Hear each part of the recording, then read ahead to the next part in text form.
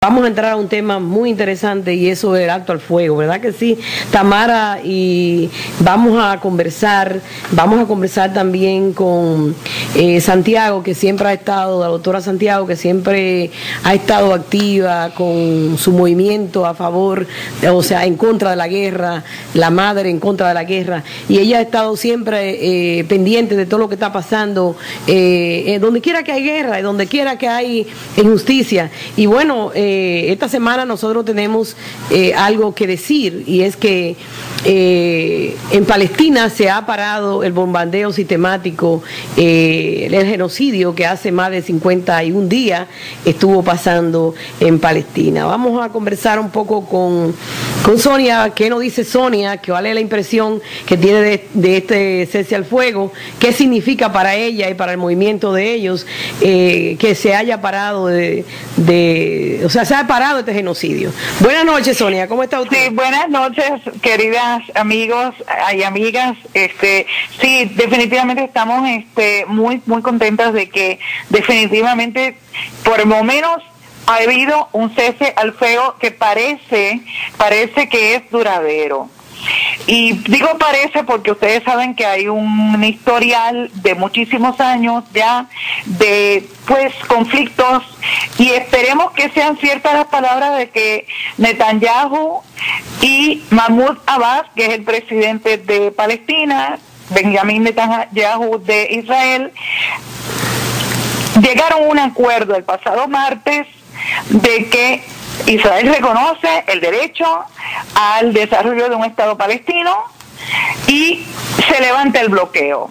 Aleluya, gloria a Dios. Pero ¿cuál va a ser el saldo? Miren, mi gente, el saldo se está llegando ahora a un censo realmente más específico, pero lo que se sabe hasta ahora que del lado de Israel murieron 67 personas, ¿verdad? No, perdóname, 71 personas, incluyendo 6 civiles. El resto eran israelíes.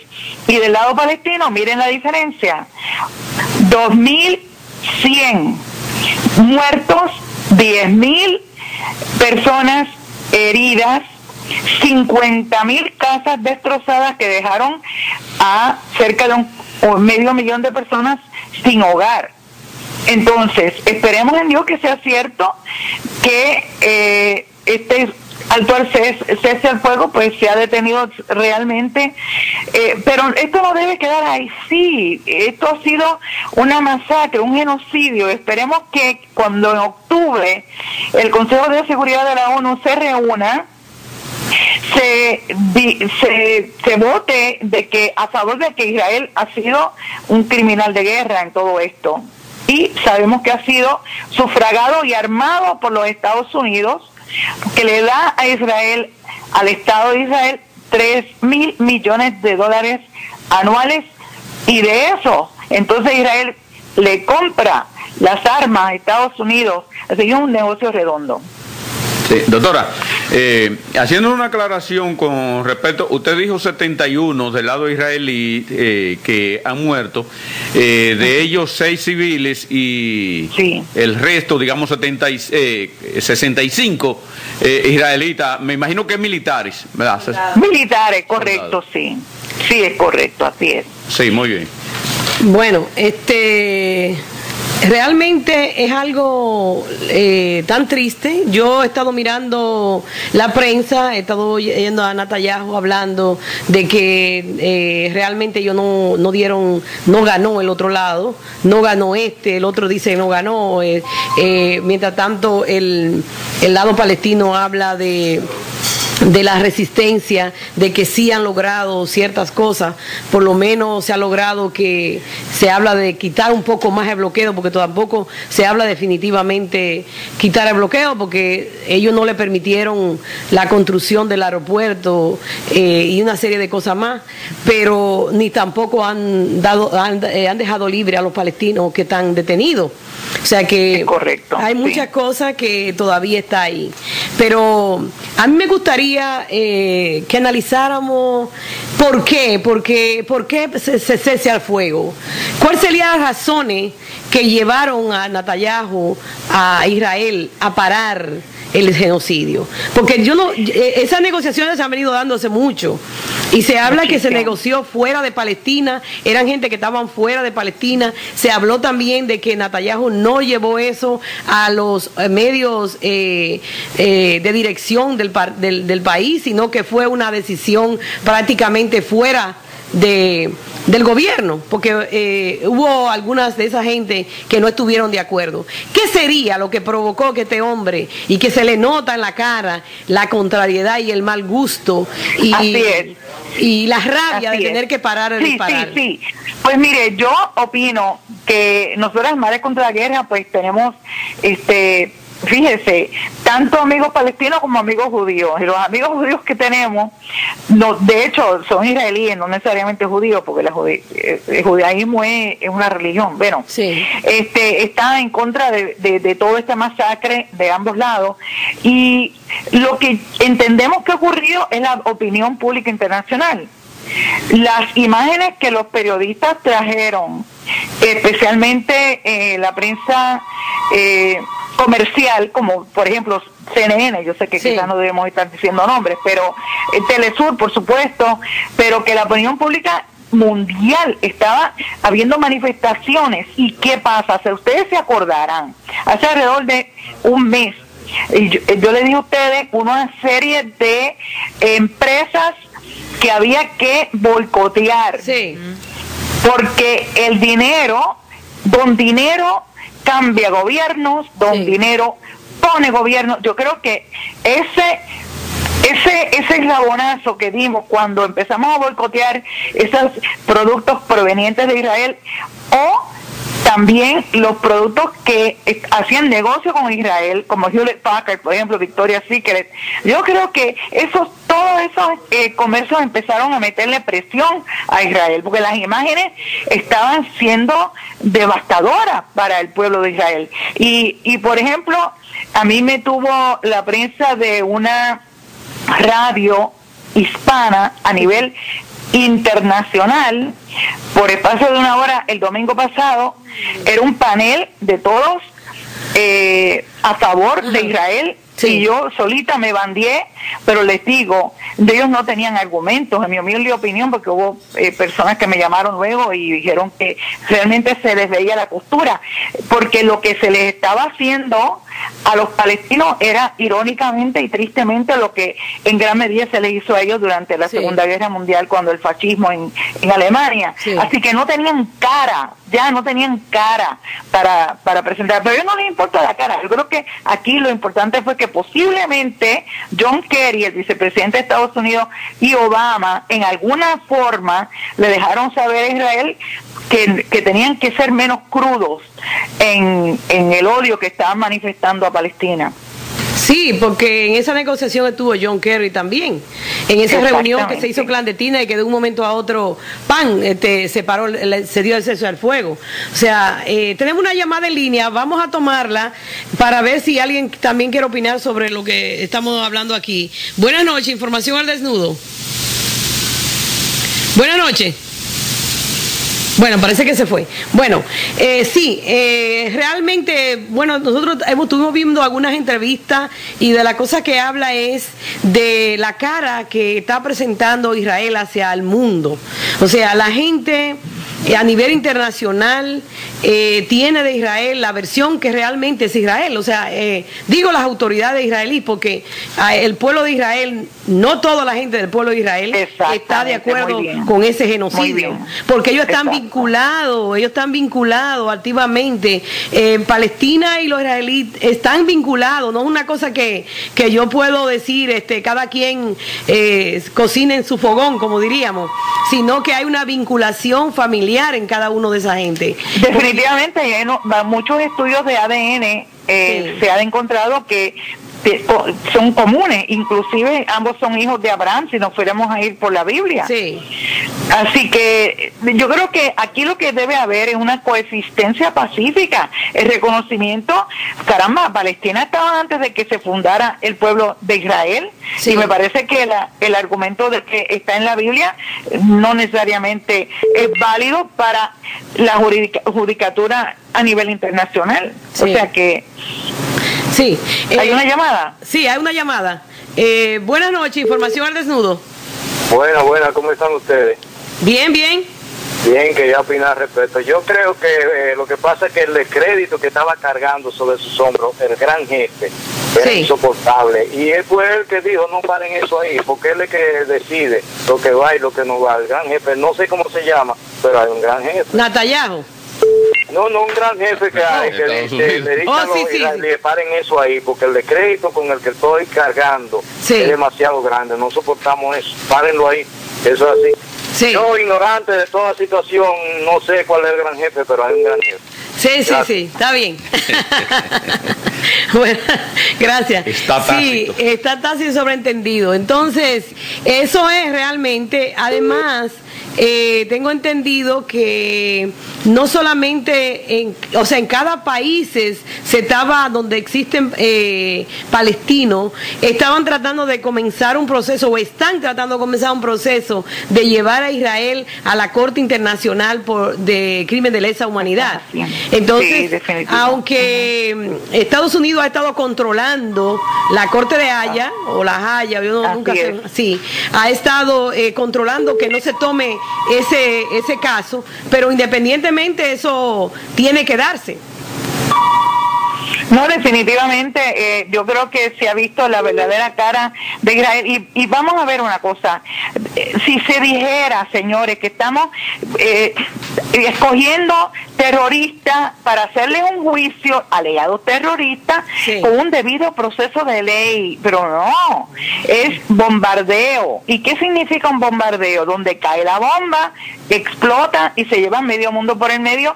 Y recordemos que las Naciones Unidas ya han reconocido que un 70% de esos 2.100 fallecidos de Palestina eran civiles y 1 de cada 5 eran niños, que fueron 469 niños que fallecieron en Palestina, niños y niñas.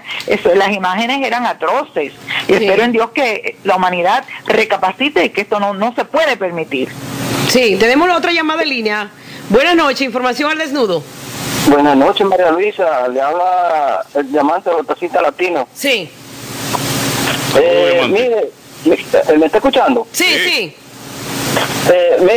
Mire todos los conflictos que se arman en Medio Oriente, principalmente toda la guerra que se arman en contra de este país, es del Medio Oriente, y Estados Unidos ha perdido toda su fortuna en el Medio Oriente. Entonces yo digo, si tenemos los judíos y los árabes aquí en los Estados Unidos, entonces ellos remeten en contra de las comunidades que están aquí en este país, de una forma despiadada, donde ellos son el poder aquí en Estados Unidos, y ellos, en vez de ayudar a la comunidad, lo que hacen es que se aprovechan de los ciudadanos para tener los ciudadanos humillados aquí en los Estados Unidos. Entonces yo digo que por qué es que ellos son así y no ayudan a las comunidades que realmente necesitan el apoyo de ellos aquí, principalmente los hispanos. Así que muchas gracias. Gracias. Y adelante con su programa. Bueno, doctora, también estamos viendo el problema en perspectiva sobre la cantidad de gente que tuvieron que salir de Palestina y que están por toda parte. O sea, hay una cantidad enorme de gente que tuvieron que salir corriendo porque no querían perecer ahí. Pero eso no quiere decir que esas personas no sientan la necesidad de regresar a sus hogares, como decía una persona que estaba haciendo entrevistada, decía: yo tuve que salir, pero mis raíces, donde yo nací, ese es mi pueblo, yo quiero volver a mi casa, pero sé que mi casa está destruida. Es un sentimiento tan grande de impotencia sí, y de dolor que hay en el mundo entero. Y parte de esa gente, ¿tú crees que esa gente, pensando yo en los niños, qué sería de esos niños mañana? ¿Cuál sería la reacción de esos niños mañana que han vivido esta situación? Bueno, definitivamente yo tuve la oportunidad de trabajar, el privilegio de trabajar en Centroamérica cuando hubo la guerra en los años 80 y 90, en El Salvador, en Guatemala, por ejemplo, y le digo a María Luisa que la orfandad, el sentido de impotencia, muchos de esos niños se han criado con el síndrome postraumático del estrés, mucha depresión, mucho coraje, y incluso en El Salvador, claro, yo estoy saliéndome de tema, pero sabemos que hay un grupo que son las Maras Salvatruchas, que son un grupo muy agresivo, ¿verdad? De criminal. Lamentablemente, el problema con este tipo de cosas, María Luisa, es que cuando un niño o una niña sufre este tipo de orfandad y de desasosiego, terror, muchas veces, pues entonces lo que quieren cuando crecen es vengarse. Eso eternamente es así. Entonces, lo que habría que hacer es un trabajo solidario, humanitario, que eso quizá el mismo Estados Unidos pudiera liderarlo. Bueno, yo aquí estoy siendo totalmente utópica, pero a nivel internacional, las Naciones Unidas deberían hacer un trabajo de campo, de raíz, de ir a ese pueblo y apoyarle y en su reconstrucción, porque ha quedado totalmente destrozado. Puedo decir lo mismo de Irak, por ejemplo, donde los llamados proyectos de reconstrucción en gran medida se han quedado paralizados. Ha habido muy poco reestructuración real de la infraestructura en Irak. También recuerdo de niña, recuerdo conocer jóvenes palestinos e israelitas, judíos, que compartían en campamentos de paz. Y era esta generación en los 90 de tratar de buscar territorio compartido, del compartir de historias. Y ese grupo se llamaba Niños de la Guerra, que era un grupo sin fines de lucro a nivel mundial, donde los niños en solidaridad empezaban a hacer lo que los adultos, los que sus padres no habían podido lograr. Para mí sería sumamente interesante empezar, ¿no?, esas conversaciones con estas nuevas generaciones que están viviendo bajo esa guerra, que creo que parte del proceso de sanación es conocer al otro. Ajá. Empezar a conocer qué es lo que compartimos como niños y niñas en ambos lados y qué es lo que compartimos en este territorio palestino, a pesar de que tenemos religiones diferentes, crianzas diferentes, diferentes poderes jerárquicos. Sí, doctora, tenemos una llamada. Vamos a ver si alguien, para hacerle alguna pregunta a usted. Buenas noches, información al desnudo. Informa al desnudo de 10:05 de Excellent Power. El programa está muy positivo, muy constructivo. Me llenó de perspectiva de que prendí el radio por la Loma Miranda, que es mejor que se quede en el Parque Nacional para que la contaminación y el futuro de los niños sea seguro. Y de la guerra que se está hablando un poco, y de la paz. Y tengo una pequeña poesía que dice así: la paz es hacer el bien al prójimo, no importa su color o idioma o raza. No criticar a los demás que son tus vecinos o tu hermano. Continuar viviendo una vida normal por tu derecho a la paz. Hay que reír y llorar por un estado de ánimo positivo, de tranquilidad de tu hogar, para poder dar ejemplo de la paz. Debe compartir en la sociedad. Si pido un deseo a Dios, me gustaría que exista la paz en la guerra. Para que exista la paz en el mundo entero, debe existir en tu corazón primero. Gracias, lo sigo escuchando. Gracias, 10:05. Hermoso. Bastante Gracias, hermoso. Sí, así es. Doctora, para eso que usted decía, que esos niños que se están quedando huérfanos, que están quedando muchos de ellos deambulando hoy día, crecerán con ese deseo de venganza. Me imagino que ahí lo que se da un estado de ansiedad producido por no saber qué esperar. ¿Cómo podría trabajarse para tratar de que esos niños no desarrollen ese deseo de venganza y que en lo adelante el futuro sea más promisorio y de unidad en todos los sentidos para todos, israelitas y palestinos? Sí, excelente pregunta, Cabrera. Definitivamente lo que entiendo que debe ocurrir es que haya paz con justicia. Nunca puede haber una paz real mientras haya pobreza, desigualdades, donde haya hurto, donde haya... O sea, que eso da mucho coraje en los seres humanos, es natural. Y entonces da la necesidad, ese coraje se transforma en acciones muchas veces de carácter bélico. Tiene que haber entonces, para que haya paz, tiene que haber justicia. ¿De qué estamos hablando? Estamos hablando de que tenemos que garantizar a nivel internacional de que se haga justicia con el pueblo palestino, que se le devuelvan los territorios usurpados, que no se les siga haciendo colonias por parte del gobierno de Israel, sino que haya respeto. Para que eso se dé, yo creo que motu propio, por cuenta propia, Israel no lo va a hacer. Va a ser la presión internacional, la presión que hay que meterle a Estados Unidos para que Estados Unidos le ponga condiciones a Israel.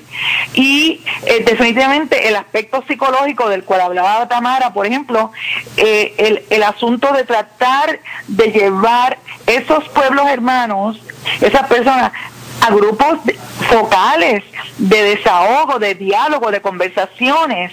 Yo he conversado con personas, tanto palestinos como israelíes, que me han dicho que ellos se montaban en las guaguas y ni se miran. No se hablan, son vecinos y no hay mucha comunicación, así que tenemos que empezar por ahí, respetarnos y tratar de que entonces Estados Unidos y las Naciones Unidas hagan un esfuerzo por lograr ese diálogo, esa conversación, que el otro se convierte en ser humano. Así es. Tenemos una llamada, vamos a ver, doctora, si alguien tiene alguna otra pregunta. Buenas noches, Información al Desnudo. Buenas noches. Hello. Sí. Hello, buenas noches. Adelante. Sí, yo oía lo que ponía la doctora y me parece que como ese programa, el título de ese programa, Nudo, al desnudo también debe decirse lo que en verdad es Estados Unidos. Sí. Estados Unidos tiene un sistema obsoleto que ya no le está dando resultados de provocar guerras, hacer guerras, destrucciones en los países para después ir a la reconstrucción, a su inversión, a invertir para sacar, metiéndose en los países, en los problemas de los países, supuestamente para resolver, pero es todo lo contrario, para entrar, meter sus intereses y buscar su ganancia. Entonces, ese es el llamado que se le debe de hacer a Estados Unidos y a las Naciones Unidas, ¿no?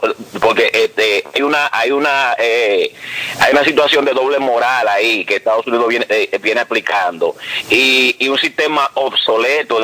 Deberían de tomar ejemplo de China, que se está adueñando del mundo económicamente, y parar ya ese sistema obsoleto que por siglos vienen aplicando a los países, que ya no como antes, que era de países sin poder. Ahora cualquier paísito tiene un army que cuando viene a ver le sale todo lo contrario de lo que ellos esperaban.